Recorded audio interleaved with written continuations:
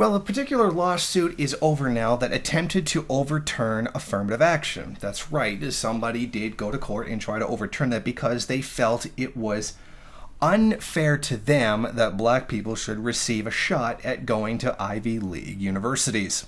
This is about Abigail Fisher, a high school student whose grades were too low to grant her automatic admission to the University of Texas, where any Texas student in the top 10% of her class can attend.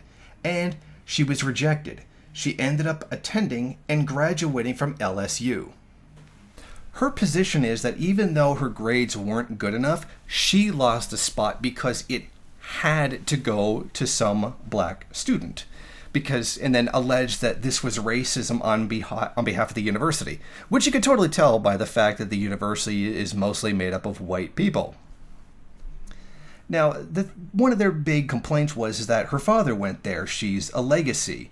In other words, her father went there, therefore she's entitled to go as well, or she should go, that it's right that she should go. So essentially, it's just a sense of entitlement. And I think we've seen in the past, how much of a problem when you combine mediocrity with entitlement. You end up with people like this young woman here.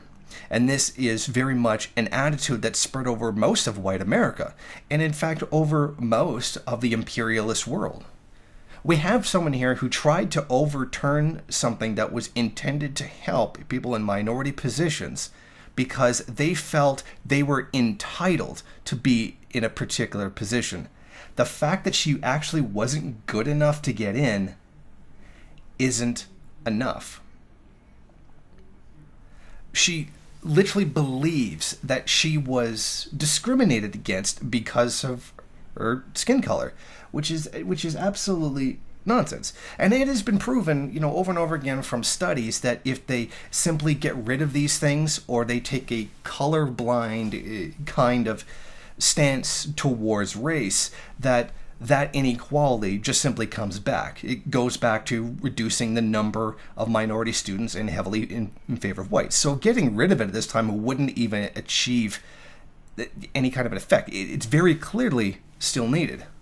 But it's always interesting to watch some, privileged little brat or some self-entitled elitist family not getting what they want and being smacked down.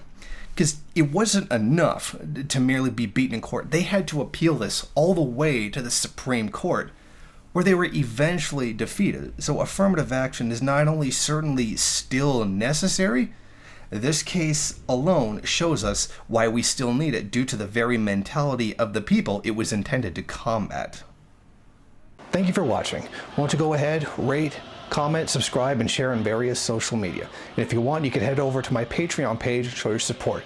Or you could head over to the MRN bookstore and check out some of the latest books available.